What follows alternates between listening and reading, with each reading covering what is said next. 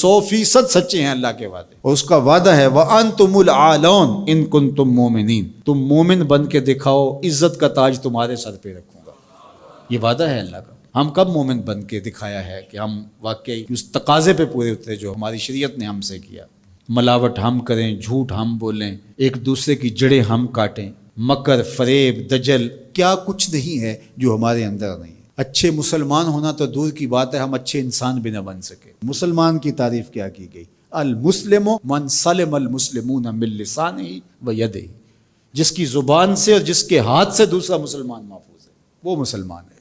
اور ہم دیکھیں کہ جہاں ہمارا بس چلے تو ہم کاٹ کے نہیں رکھ دیتے، ہم کیسے مسلمان ہیں؟ حضور علیہ السلام سے پوچھا گیا کہ مسلمان بزدل ہو سکتا ہے؟ کہا نہیں، بہادر ہوتا ہے، لیکن ہو سکتا ہے کبھی بزدلی بھی کر جائے، آخر بشر ہی تو ہے۔ پھر پوچھا گیا کہ مومن کنجوس ہو سکتا ہے؟ کہا نہیں، مسلمان بخیل نہیں ہوتا، سخی ہوتا ہے، لیکن ہو سکتا ہے کبھی بخل بھی کر جائے۔ تیسری بات حضور سے پوچھی گئی، مومن جھوٹا ہو سکتا ہے؟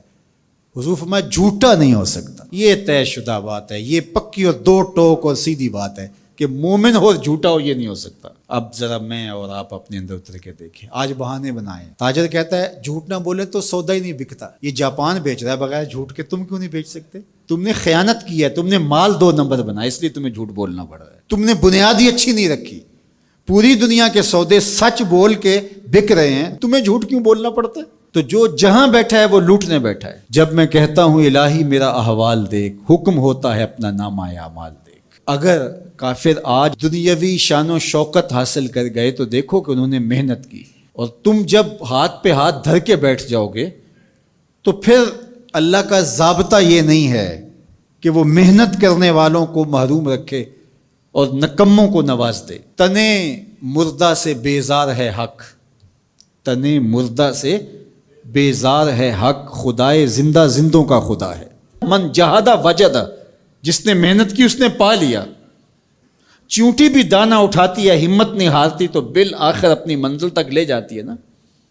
چونٹی بھی ہو ذات کی تو اس کو بھی نتیجہ خیزی تک رب پہنچاتا ہے۔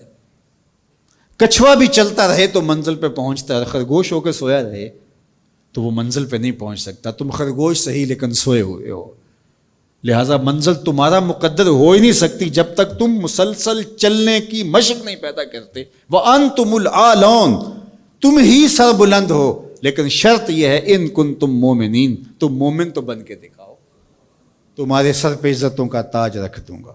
آج ذرا دیکھیں ہم کھڑے کہاں ہیں۔ تھوڑے سے حالات سخت ہونے لگتے ہیں تو تاجر ذخیرہ اندوزی کرنے لگ جاتا ہے، اور مانگتے ہو وہ شانیں، مانگتے ہو وہ عزتیں جو قرون اولیٰ کے مسلمانوں کو دی گئی، ذرا وہ کردار بھی تو لے کر کے آؤ نا۔ تم تو ذخیرہ اندوزی کرنے بیٹھ گئے کہ زیادہ سے زیادہ پیسے کما لیں اور غریبوں کا خون بھی نچوڑ لیں۔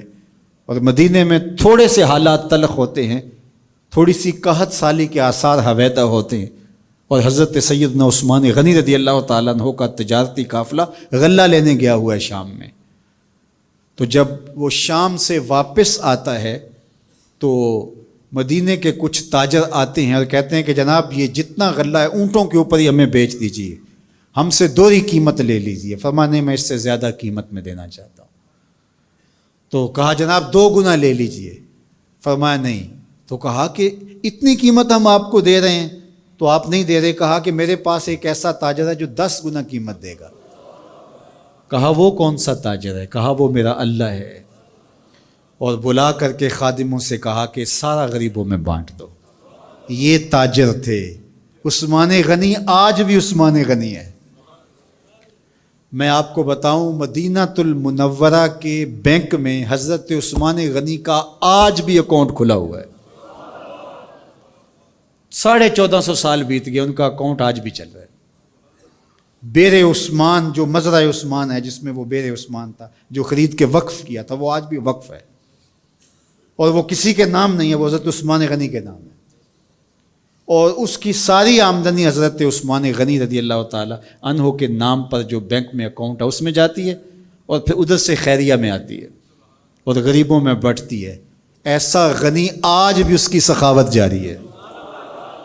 غنی ایسا بھی دیکھا، یہ ذخیرہ اندوز جو لوگوں کے خون بھی نچوڑ لیتے ہیں، بوٹیاں بھی نوچ لیتے ہیں، آج مرے کل 10واں دن، بعد میں کوئی ان کو جانتا بھی نہیں ہوتا ہے. تو ذخیرہ اندوز لوگوں کی یوں بوٹیاں نوچے گا، خون نچوڑے گا اور کہے گا کہ اللہ کی رحمتیں نازل ہمارے اوپر کیوں نہیں ہوتی. تو کس طرح تمہارے اوپر رحمتیں نازل ہوں گی؟ اس کا وعدہ ہے اور اس کے سچے وعدے ہیں. وَأَنْتُمُ الْأَعْلَوْنَ، تم ہی سر بلند ہو. ان کنتم مومنین، اگر تم مومنانہ زندگی بسر کرو تو دیکھو عزتوں کا تاج تمہارے سر پہ ہم کہتے ہیں.